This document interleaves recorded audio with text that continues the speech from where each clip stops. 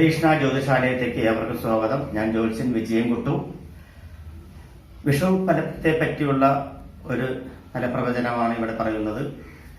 ഐശ്വര്യത്തിന്റെയും അഭിവൃദ്ധിയുടെയും കാലമായ മേടമാസത്തിലുള്ള വിഷുപ്പുലരി എല്ലാവരും ആകാംക്ഷയോടെയും ഉത്സാഹത്തോടെയാണ് വരവേൽക്കാറുള്ളത്.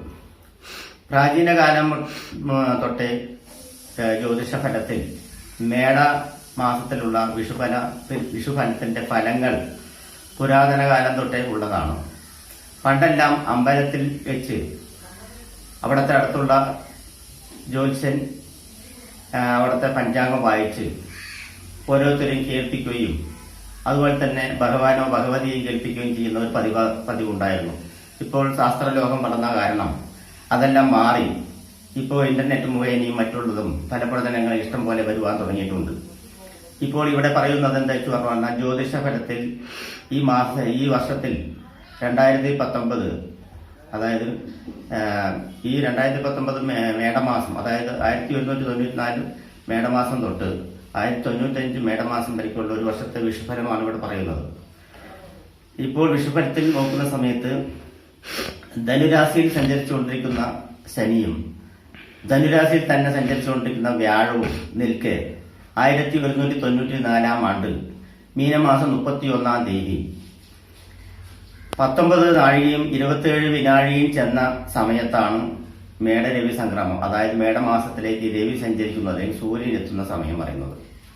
2019 ഏപ്രിൽ 14 തീയതി പകൽ, ഞായറാഴ്ച പകൽ 2 മണിയോടുകൂടിയാണ് ഈ മേടമാസത്തിലേക്ക് സൂര്യൻ എത്തുന്നത്. മേടൻ രാശിയിൽ സൂര്യന് ഉച്ചഫലമാണ് പറഞ്ഞിരിക്കുന്നത്. ആ ഉച്ചഫലം വരുന്നത് കൊണ്ട് തന്നെയാണ് മേടരവി സംക്രമം എന്ന് പറയുന്നത്.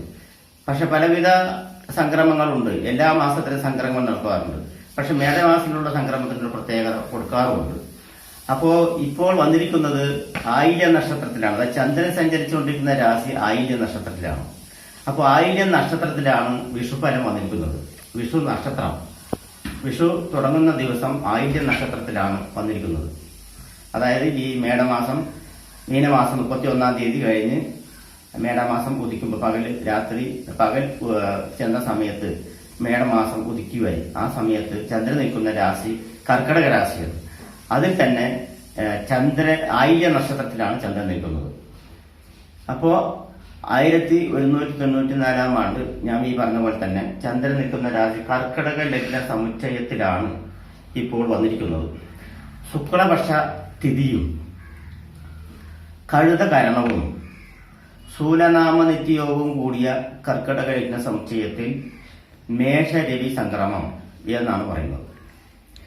അപ്പൊ സംക്രമം ഞായറാഴ്ചയാകയാൽ സ്വൽപ്പവൃഷ്ടിയും പകലാകിയാൽ അർഘനാശവും കലഹവും എന്നാണ് പറയുന്നത്. അർഘനാശവും കലഹവും. ആയില്യം നക്ഷത്രത്തിലാകിയാൽ അതിവർഷവും തസ്കരഭയവും ഭരണാധികാരിമാർക്ക് ക്ഷയാവസ്ഥയും ഉള്ള ഒരവസ്ഥയാണ്. ദശമി തീയതിയിലാകിയാൽ അതിവർഷവും പശുവർദ്ധനയും ഉണ്ടാകുന്നതാണ്. അതുപോലെ തന്നെ സാമ്പത്തിക അനിസ്ഥിതി വെച്ച് നോക്കുമ്പോൾ ധനധാന്യ സമൃദ്ധി ഇഷ്ടം പോലെ വരുവാനും ബഹുവർഷവും ശൂലനാമ നിത്യയോഗത്തിലാകയാൽ മൃത്യുഭയവും രോഗവും വരുവാനുള്ള സാധ്യതയുണ്ട്. അതുകൊണ്ട് പ്രത്യേകം വിവരിക്കേണ്ടിയിരിക്കുന്നു. കാരണം എന്താണെന്ന് വെച്ച് പറഞ്ഞാൽ കർക്കടക രാശിയിലാണ് കർക്കടക രാശി ലഗ്ന സമുച്ചയത്തിലാണ് ഇപ്പോൾ വിഷുഫലം വന്നിരിക്കുന്നത്. അപ്പോൾ കർക്കടകത്തിൽ നിന്നും 6ാം ഭാവത്തിൽ സഞ്ചരിച്ചുകൊണ്ടിരിക്കുന്നതായിട്ടുള്ള വ്യാഴൻ നിൽക്കുന്നത് ദോഷകരം തന്നെയാണ്. വ്യാഴൻ ദൈവാനുഗ്രഹം തരുന്ന മഹാവിഷ്ണു തന്നെയാണ്, ഗുരു ഭഗവാൻ തന്നെയാണ്. ആ ദൈവാനുഗ്രഹം തരുന്ന ഒരു ഗ്രഹമാണ് 6ാം ഭാവത്തിൽ മറഞ്ഞു നിൽക്കുന്നത്. കഴിഞ്ഞ കൊല്ലത്തെ വിഷുഫലത്തിൽ മീനൻ രാശി ലഗ്ന സമുച്ചയത്തിൽ വരുമ്പോൾ അഷ്ടമത്തിലായിരുന്നു വ്യാഴത്തിന്റെ സ്ഥിതി. നാശമായിരുന്നു ഫലം. അത് നമ്മളെല്ലാവരും അനുഭവിച്ചറിഞ്ഞതാണ്. ഇപ്പോൾ 6ാം ഭാവത്തിലാണ്. രോഗാവസ്ഥ, പുതിയ രോഗങ്ങൾ വരുവാനുള്ള സാധ്യതയും അതുമൂലം ജനങ്ങൾക്ക് വളരെ ബുദ്ധിമുട്ടുണ്ടാകുന്ന സാഹചര്യം ഉണ്ടാകാനുള്ള സാധ്യതയുണ്ട്. ഈ വർഷം പൊതുവെ മഴ കൂടുതൽ തന്നെയാണ്. കാരണം എന്താണെന്ന് വെച്ച് പറഞ്ഞാൽ കർക്കടക രാശി ജലരാശിയാണ്. അതെ, കർക്കടക രാശി കുളീര രാശി എന്ന് പറഞ്ഞു, കുളിര് പോരുന്ന രാശിയാണ്. അപ്പൊ കർക്കടക രാശി ജലരാശിയായ കാരണം കൊണ്ടും 6ാം ഭാവത്തിൽ നിൽക്കുന്ന വ്യാഴൻ, അപ്പോൾ മഴ ഇഷ്ടം പോലെ കിട്ടുവാനുള്ള സാധ്യതയുണ്ട്. മഴയ്ക്ക് യാതൊരുവിധ കുറവും ഉണ്ടാവില്ല. പക്ഷെ കഴിഞ്ഞ വർഷത്തേക്കാൾ അതിഭയങ്കരമായിട്ടുള്ള മഴ പെയ്ത് വെള്ളപ്പൊക്കമെല്ലാം സൃഷ്ടിക്കുന്ന ഒരവസ്ഥ ഉണ്ടാവില്ല. പക്ഷെ എങ്കിലും ചില പ്രദേശങ്ങളിലെല്ലാം അത് ഉണ്ടാവാനുള്ള സാധ്യതയുണ്ട്. എങ്കിലും കഴിഞ്ഞ വർഷത്തെ പോലെ നാശങ്ങൾ ഒരുപാട് ഉണ്ടാവാൻ സാധ്യത, പക്ഷെ രോഗാധിക്യം വരുവാനുള്ള സാധ്യത കൂടുതലായി കാണുന്നുണ്ട്. അതിനായി കേരളത്തിലെ പ്രധാനപ്പെട്ട ക്ഷേത്രങ്ങളിലെല്ലാം മഹാസുദർശന ഹോമവും മൃത്യുഞ്ജയ ഹോമവും എല്ലാം ചെയ്യുന്ന വർഷം, അതുപോലെ തന്നെ യാഗങ്ങൾ നടത്തുന്നത് വർഷവും കുറേയൊക്കെ ജനങ്ങൾക്ക് രോഗാധിക്യം വരുവാതിരിക്കുവാനും വന്നാൽ ഭേദപ്പെടുത്തുവാനുമായിട്ടുള്ള ഒരു സാധ്യത കൂടുതലായി കാണുന്നുണ്ട്. അപ്പോൾ ഇനി നമ്മൾക്ക് ഓരോരോ നക്ഷത്രക്കാർക്കും എങ്ങനെയുള്ള ഫലമായിരിക്കും വിഷുഫലത്തിൽ വരുന്നത് എന്ന് നമുക്ക് കണക്കാക്കാം. പൂയ നക്ഷത്രക്കാർക്ക് പൊതുവെ വിഷുഫലത്തിൽ പൂയ നക്ഷത്രം വിഷുഫലത്തിൽ പെട്ടിരിക്കുന്നത് കാരണം കൊണ്ട് കുറച്ച് ദോഷാധിക്യമുണ്ട്.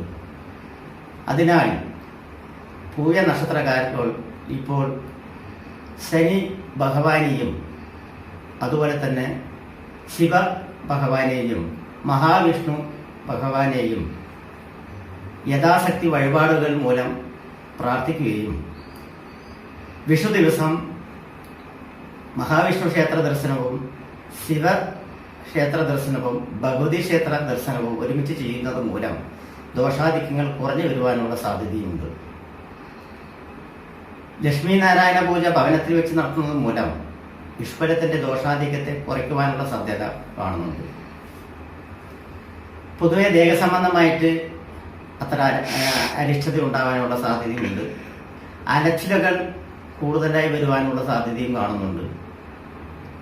കുടുംബത്തിൽ പലവിധത്തിലുള്ള ധനലാഭങ്ങൾ വന്നു ചേരുവാനും അതുപോലെ ചിലവുകൾ വർദ്ധിക്കുവാനും ഉള്ള സാധ്യതയും കാണുന്നുണ്ട്.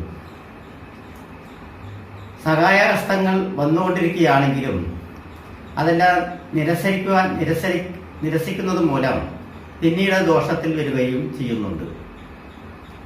മാതാക്കളിൽ നിന്നും മാതുലിൽ നിന്നും പ്രത്യേകമായി വിഷു കൈനീട്ടം വാങ്ങിക്കുന്നത് മൂലം ദോഷാധിക്യത്തിന് കുറവ് വരുവാനുള്ള സാധ്യത കാണുന്നുണ്ട്. അതുപോലെ തന്നെ ശത്രുക്കളിൽ നിന്നും ജയം വരിക്കുവാനും ശത്രുദോഷം പരിഹരിക്കുവാനും വേണ്ടി ശത്രുസംഹാര പൂജ നടത്തുന്നത് മൂലം ദോഷാധിക്യം കുറഞ്ഞിരിക്കും. വിവാഹാദി മംഗളങ്ങൾ നടത്തുന്നവർ ഭഗവതി ക്ഷേത്രത്തിൽ പ്രത്യേകമായിട്ടും ശുക്രപ്രീതി നടത്തുന്നത് വളരെ ഉചിതകരമായിരിക്കും.